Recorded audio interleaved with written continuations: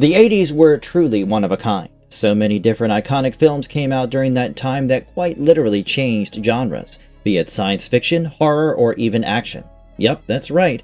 We did have genre-defining action movies in the 80s too. And today, we will be talking about Cobra, one of the OG brutal and violent action films starring none other than Sylvester Stallone in his prime. The movie came out in 1986, which, if you know your pop culture history, you would know was Stallone's peak. The movie brought everything that we know now as the 80s charm. It had one-liners, swagger, body count, and a brooding American hero. So it racked up quite a few numbers at the box office. Despite that success though, the industry did not turn Cobra into a franchise. And that's weird, because as we all know, Hollywood loves money. If there is money, Hollywood will milk it into a franchise. So, what happened?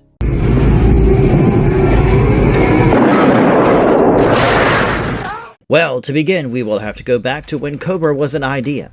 I say this because Cobra's whole plot is actually inspired by and reminiscent of another well-loved film. We are talking about Beverly Hills Cop. So, originally, Sylvester Stallone was attached to play the lead in Beverly Hills Cop. But you and I know Eddie Murphy as Axel Foley, right?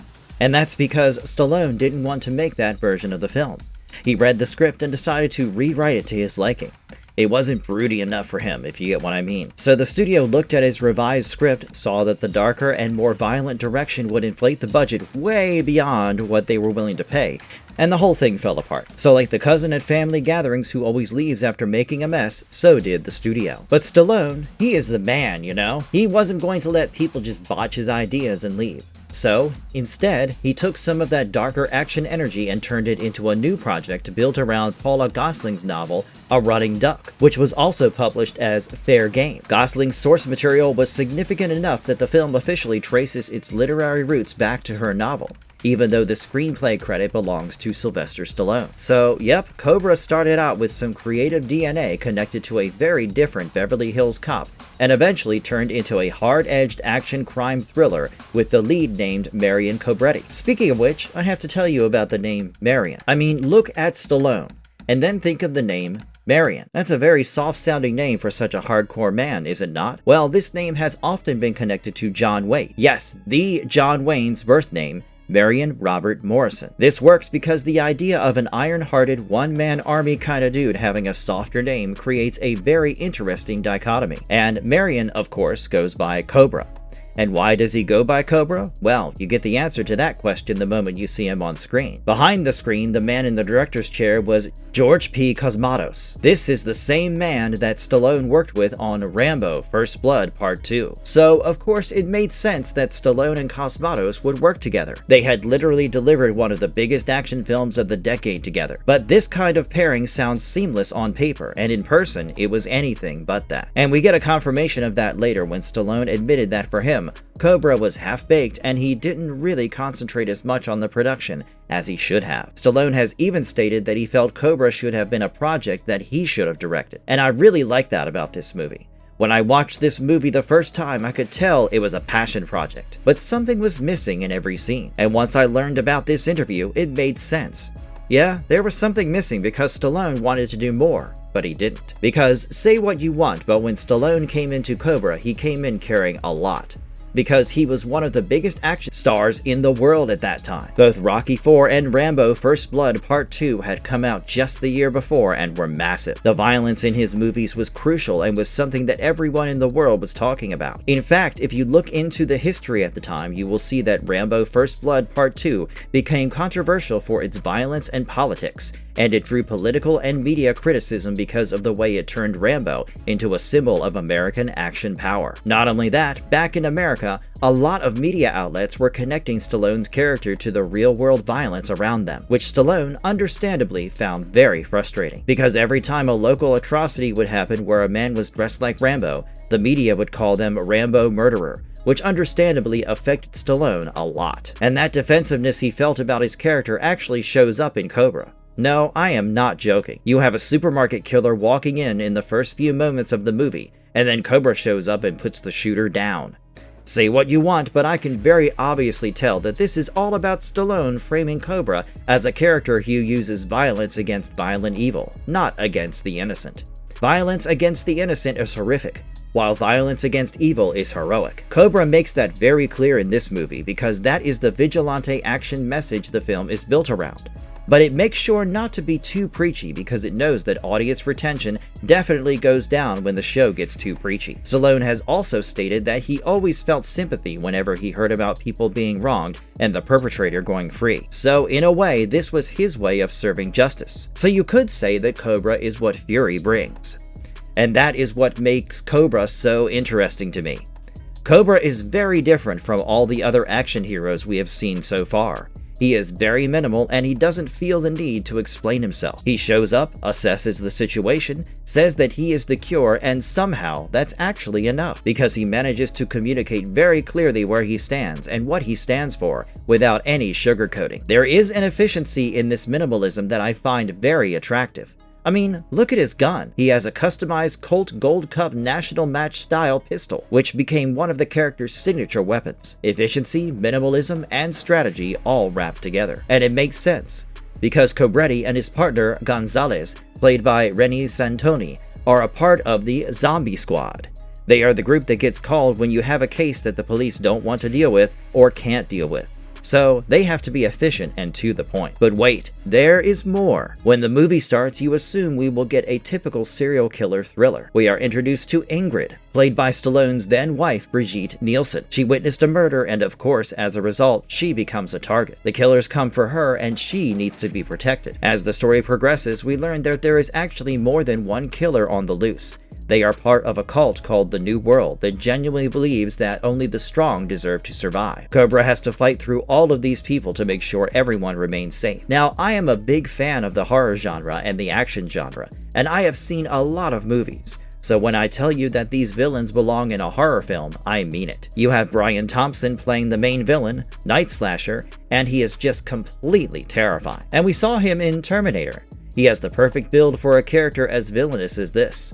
And according to the behind-the-scenes accounts, he and Cosmatos reportedly clashed during production because Thompson wanted to bring more layers to the Night Slasher, while the role was mostly written as pure evil. Thompson has spoken over the years about feeling limited by what he was given, but as the audience, I mean it from the bottom of my heart when I say that this character worked marvelously. Everything from his visuals to his weapon is iconic and memorable. Did you know that his knife was designed by Herman Schneider after Stallone wanted something the audience would never forget? Plus, if you look at the way this whole cult works, you will see why I say they belong in a horror movie. There are multiple scenes where we see the cult members infiltrating innocent homes and brutally killing people with their knives and axes. There is this looming presence of them throughout the movie, and when the twists start coming in, and you learn who is the mole and who isn't, it's truly something. Did you know that Nicholas Winding Refn, the director of Drive, has often been connected to Cobra's influence?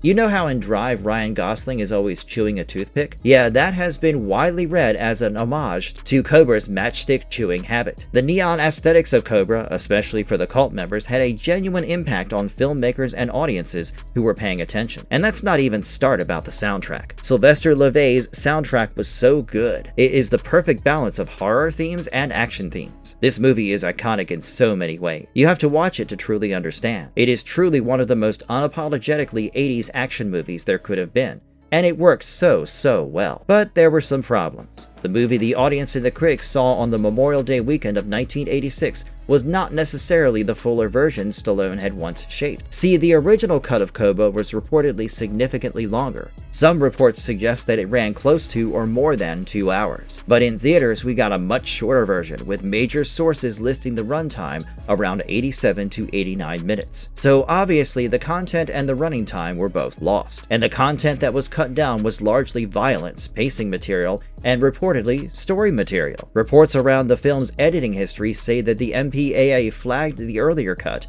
because of the extreme violence, so Warner Brothers and the filmmakers had to cut it down drastically to avoid a harsher rating. And when I tell you what we lost, you will see why the story had a different impact. So in the scenes we reportedly lost, there were extended kill sequences, more violent material, and some important material showing the New World cult members blending into ordinary society. If we had those scenes in the final cut, that would have definitely upped the ante. We would have understood the idea that you can trust no one. Those cult members who are swinging axes at people could be your neighbors. And this would have, in turn, given the film this paranoid and conspiratorial coded nature, which would have made Cobra an unsettling movie. But because these secrets were cut out, we instead got the footage of cult members doing cult things. Sure, it is atmospheric and all, but it is never disturbing the way you want it to be, you know? And the worst part? You can tell they cut the material out. Every time we see the night slasher kill someone, it feels like the camera cuts away exactly at the wrong moment. Now, listen, I know what you're gonna say. You're going to say that not every horror film shows brutal killing. Even Jason Voorhees had some brutal kills off screen, and trust me, I get that. But there is a problem. In Friday the 13th or Halloween, when you have brutal kills, the way the camera cuts away from the kill makes sense. It is not visually jarring or unfinished. But here, it is. You can see the seams in the scenes, and that makes the viewing experience less than ideal. Plus, if you look at the date of release, you will see that Top Gun had opened a week before Cobra and was absolutely crushing it at the box office. So the company reportedly wanting a tighter movie that could play more efficiently in theaters and compete in that very crowded summer space. But obviously, the cuts cost the film a lot creatively. Plus, there was a backstory of Marion Cobretti that didn't make the final cut. In that backstory, we were supposed to learn that he had a girlfriend who was brutally killed by a criminal he failed to put away. Because of that, he has a contempt for the system and is always angry. But nah, we can't have good things, can we? Not only that, in another version of the story, the previous script, the detective character played by Andrew Robinson was supposed to be the leader of the New World. We would have gotten this scene where Cobra would rip open his shirt and boom, we see his satanic tattoo. This version of the story would have given the audience the idea that institutional betrayal is very real and the police department isn't safe from that. But instead of something good and unsettling, we got a stripped-down version that would have mass appeal. And to no one's surprise, the critics were merciless. The character of Detective Monte, who showed up in the film to always criticize Cobretti's ways, was basically saying the actual critical consensus of the movie. The characters and the critics agreed that this movie was excessive, one-dimensional, and that there was more spectacle and less story. A lot of critics actually compared Cobra with Dirty Harry. But here's the thing. Cobra clearly lived in the shadow of Dirty Harry, and even contemporary coverage picked up that connection. But the film also pushed the formula into a louder, bloodier, more hyper-80s direction. All the MPAA approval pressure and trimming for pacing wiped out many of the visceral and story-driven aspects of the movie, which made it difficult to be taken seriously. So the film that we ended up having on our hands was paper thin. Not because it was necessarily meant to be paper thin, but because of all the subtractions that it went through. Then the box office numbers came out, and would you look at that? Despite the negative reviews, Cobra was still a commercial success. It made about $49 million domestically, and some industry references place its worldwide total around $160 million against a reported $25 million budget. So you can tell that by any reasonable measure, this movie was a success. But this is where Stallone's own legacy comes into play. See, he is someone who was leading not one but two different franchises. So everyone kinda assumed that everything he would touch would become a franchise. I'm not saying that the box office return was not good. It was great, but it was not a cultural event. It didn't really have the same impact that Stallone's other movies had, and Stallone knew it. He later really regretted not advocating for the better version of his movie, and that's really where the problem lies for Cobra. Cobra has so many things going well for it. It has action, it has a cool main character, it has an interesting story, it has interesting villains, but in the end, the thing that the audience was left with made the story incomplete. And that's why, when the film ended, there was nothing major for Cobretti to do. There was no unfinished business or wound that needed tending. The night slasher was dead, Cobretti was cool as ever, and everything was done. I mean, compare Cobra with Rocky. Rocky carries the weight of class, identity, finances, and their effect on a person and aging in every single installment. Or think about Rambo. Rambo is traumatized. Every story we see, Rambo is trying to cope with his trauma, and that is the main engine in his stories. So each character has an internal life that the sequels can explore and expand upon. Cobra could have been a character like that if we got to see the backstory that defined his history, and why he is so obsessed with justice. But we never get to see that. So from the theatrical version alone, this story feels like a finished story. You also have to consider the cultural landscape at the time. The landscape was shifting. The buddy cop genre was slowly exploding. You had Lethal Weapon, which had two main characters with warmth, chemistry, and humor that allowed for sequels. Beverly Hills Cop also did the same thing, and with their success, you could tell that the culture really wanted softer, more relationship-driven action. Cobra, on the other hand, was grim and solitary. And that was falling out of fashion real fast. Stallone, in a later interview, admitted how much these factors, beyond his control, affected the trajectory of this movie. Tango and Cash and Demolition Man. He really thought these movies could have spawned at least 3 installments each. However, the timing, studio politics, and creative differences between all the major players stopped these movies from becoming installments. Despite all of that, Stallone had a lot of love for Cobra. In 2019, he mentioned the possibility of developing a television or streaming series with Robert Rodriguez based on Cobra. I mean, on paper, that sounds like the right way to go about it. The episodic nature would allow for the character to breathe and build out the mythology of the world that the film never had. We could know more about the Night Slasher cult, Cobra's backstory, and even other cases of the zombie squad that make them as ruthless as they are. But the project was mentioned and then it went quiet. The thing fans keep circling back to is the possibility of an uncut or extended Cobra, especially because so much of the film's reputation is tied to what was reportedly removed. And I don't blame fans for wanting it. Stallone re-edited Rocky IV and released it as Rocky vs. Drago, which is basically a different film. You can tell that Stallone is really passionate about his work and is willing to go back to it if he has the capability to do so. So, because of that reason, I also think that the possibility of us getting a real uncut version of Cobra is non-zero.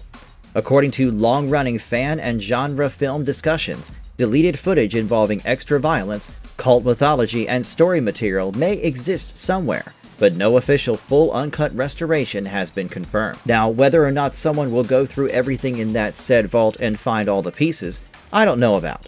But there is an appetite, and for fans like me who have been waiting for the movie for decades, this prospect is definitely thrilling. But despite all of that, Cobra did manage to achieve a cult following. It is a snapshot of a very specific moment in cinema, and it is loved because its flaws are molded into its personality.